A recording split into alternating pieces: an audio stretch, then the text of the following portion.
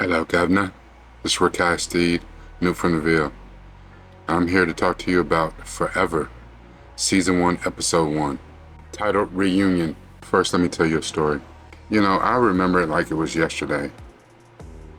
And not because I have any particular connection, but I remember the first time I felt it. Felt what, you ask? That spark, that lightning. I saw the most beautiful creature ever. And the thing is, I was in the 9th grade, and I was at Trunner American Junior High School in Germany, on Rhein-Main Air Force Base. And her name was Tasha Curtis. Now, being in 9th grade, I was no stranger to women by any means. Do with that what you will. I'm not saying that I'm not saying what my mama would say about me, but I was familiar with the opposite sex. But this was the first time. And I'd had some, young ladies that I entertained 7th, 8th grade, but this was the first time that I think my heart skipped a beat. And it wasn't just that she was pretty. It wasn't just that she was beautiful. I'd seen beautiful women before, but something about her spoke to me. And I was like, oh, she might be my one. Now, I'm saying that she might be my one because, I'm trying to remember. Even though at the time, I'm pretty sure I probably said, oh, she is my one. Maybe, I don't know. Because at this point, I've seen her. I haven't spoken to her. I don't know her name. I don't know anything about her. As a matter of fact, I'm new on base. I don't really know anybody for real. And I remember it was a little dude, little black dude. He was cool. His name was Robert. And I was like, hey, who is that? And he was like, Tasha? Yeah, he's like, yeah, she's clean, ain't she? I was like, yes. Does she have a man? He's like, no, not that I know of. He said, I don't know, some dudes at the high school trying to get at her. I was like, yeah. Don't talk to, I don't care nothing about them. She ain't got no man though, right? And he's like, nah. He's like, you can really try to get at her? I was like, best believe. He said, wait a minute, hold on. Pump your brakes. He said, listen, what you need to know is you're not gonna get close to her. And I was like, watch and learn. He said, no. He said, what you don't know is her older brothers. I can't remember both of them's name, but I remember one of them. His name was L. They called him L. His name was Eldrick. And I just remember he was a light-skinned dude. He kind of reminded me of D'Lo Brown in WWE, but like a pretty boy version of D'Lo Brown, and he was hella bow-legged. But he was big, stocky. He looked like he was every bit a linebacker, fullback on the football team. And he's like, yeah, he don't play that about sis. And I was like, understood, I get it. She liked that. But listen, I don't know what it's gonna come to. I don't know what I got to do, but I'm gonna get close to her. I did. And it was good. Till it wasn't. And I think that was the real first time that I dealt with heartbreak. Because I wanted her something fierce. It's like the first time in your mind that you already planning the future. Like I can already see it. Like, years together. I can see what the kids look like, the whole. And maybe that's not what was on her mind or whatever. I don't know. We was in the same grade. We was in 9th grade. Maybe, the little boys at the high school, 11th graders, 12th graders were trying to get at her because she was that fine. They was offering what I couldn't offer. I don't know. That's not where she was at her stage, his journey of life. So it was good until it wasn't. But damn it, I remember that spark. Let's talk about it.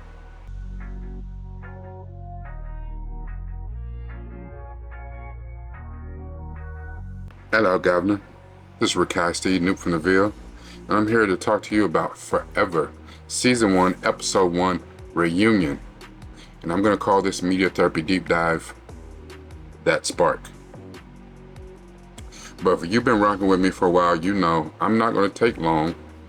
I'm going to do a very short, very quick recap, and then go into my personal quotes, my own thoughts. Our main character is Justin Edwards. He comes from a affluent family, both parents in the house. He's got a little brother. He's a basketball player, but apparently he's not great. He's okay. His boy Darius calls him, is like, hey, I got invited to a party in the hills, you know, some little rich white girl. You need to roll with me. Now, Justin was the kind, he didn't really go to many places, it didn't seem. He didn't really get out, and his parents kept a tight watch on him, as they should. He went out with Darius. He's at the party. He doesn't seem to really be enjoying himself. He's kind of an outsider. And he catches a glimpse. And you could see it. You could see the electricity in his body. He catches a glimpse. And he's stuck. He's froze. He sees this girl named Keisha. And he's kind of fumbling around the buffet. And Keisha comes over to him and speaks. And then she's like, wow, you don't remember me, do you? And he's like, are you punishing me for not knowing who you are? And after they talk a little bit more, he finds out that that is Keisha Clark, the girl that went to elementary school with him. His father always made him speak to her because she was one of the few other black faces around. And he always talked to her. But, you know, middle school, she left and went to another school, or something happened. She went to another school and he hasn't seen her in years. So they start to catch up, and he is, you can tell, like that boy's nose is so wide open, you can drive a truck up it. He's open. He's feeling her. And they do this cat and mouse, this real coy flirting kind of thing. And really, for a little boy who seems kind of awkward, listen, his Riz is on 10 because he's saying all the right things. And they're going back and forth flirting, and it's good. And he gets her number, and he's like, you know, I'm gonna holler at you. Which, just on a side note, he got her number. Because listen, when I talk to my kids, they don't know nobody's phone number. They don't get, I think that's like a last resort, because that's an old school way of communicating. These kids nowadays, they get their Snap. Like, they get your socials. They get your Snap. They might get your Insta. But, you know, phone numbers. Who does that? That's for old people. So I don't know if that's just something that the script writers did, or that's something that Justin was like, hey, I want to talk to you. I want to be able to FaceTime you, whatever. They set a date to go out. They go out. He ends up buying her something. He saved up his money. He buys her a bag at a trendy store. And you can tell, as far as he's concerned, you want it, I just want you to have it. She has this look on her face like it bothers her to have some dude buy her something. I could be wrong, but that's the look on her face. That's what her body language gives off. They go to the movies, and they start kissing in the movies. But then it progresses really, really fast. And I don't know if that's what, you know, the kids are doing these days. They just skip. Back in my day, and I'm old, I get it. You know, we had the bases. You know, you go to first base, second base, third base, home run. Woo! You know, and then, you know, extra. Anything else is extra. But she went from first base, which I guess is kissing, like she skipped all the way to sliding in the home in the movie theaters. I was like, whoa. Pause. Flag on the play. Shit. Okay, girl. And to his credit, he pumped the brakes and he's like, because he's still kind of awkward. He's never done it before, is the vibe he gives off. I don't know if that's true, but he gives off the vibe. And he says, are you just doing this with me because I bought you something? Now, it's not what he meant. It's not what he intended, but it offends her. It offends the shit out of her because she's like, wait, did you just call me a hoe? Like, yeah, you bought me one bag and now I'm just out here. I honestly think she was feeling him that much that that's why she was about to do what she was about to do. But apparently a few more conversations could have been had. What do I know? So she is upset. She goes home. She blocks him on everything. Like, she's like, that clown ass dude. She seems like there's some trauma attached to everything that just happened, because it seemed like she went from 0 to 100 real fast. And not only on what she was about to do, but then how she blew up about it. You know, who am I to say that she shouldn't be as upset or offended as she was? But she was. And Justin realized what he'd done, and he was trying to talk to her, trying to explain, but you know, words falling on deaf ears. So she blocked him. He went out of his way. He called her friends. He went on a social media campaign to get her to unblock him. He just wanted to talk to her. He just wanted to explain. And even when her friend who had the party called Keisha, was like, hey, the dude called me. And when Keisha found out, you know, what he was doing, said, nah, he's being a lame, doing all this stuff. Her friend Chloe was like, nah, that's lightweight adorable, like, for real. So she agreed to unblock him. Or no, he came by the school. He hijacked the driver's ed test car where he was getting driving lessons. He went by her school and caught her outside the school and was like, hey, listen, you don't want to talk to me anymore? I get it. It wasn't what you thought. I'm sorry. I didn't mean to make you feel no kind of way, but in order for me to give you a proper apology and say what I need to say, you got to unblock me.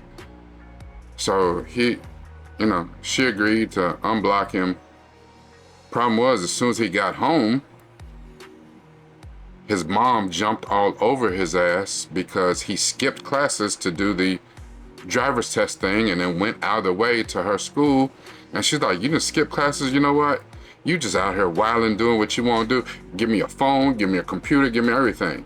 And they had just started talking again. So before he could answer her, and I think she said, I love you, or, you know what I'm saying? I like you a lot too, or something like that.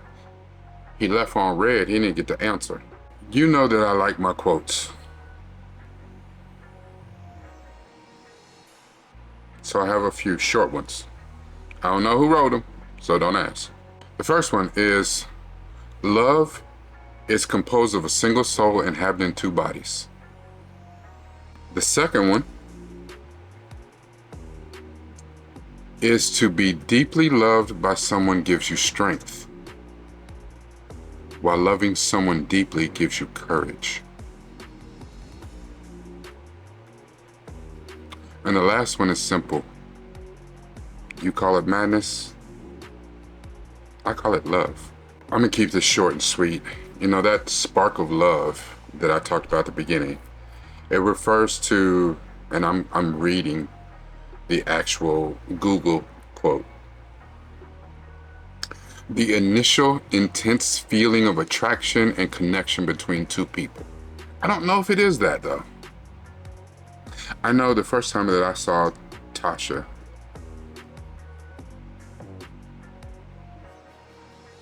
you can't say it was between two people. I felt it. I don't know what she felt.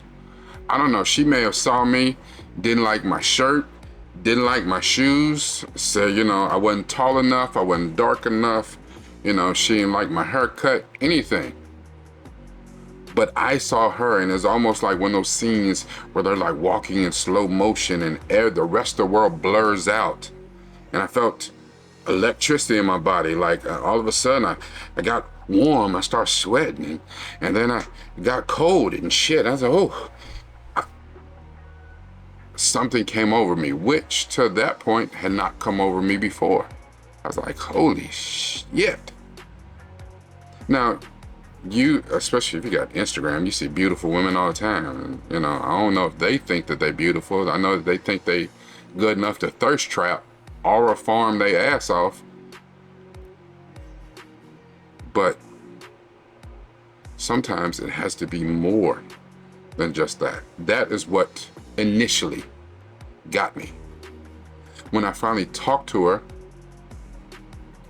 we had a good conversation. We had some understanding. She wasn't like the rest of the girls. Hopefully, or what she said, it was I wasn't like the rest of the guys.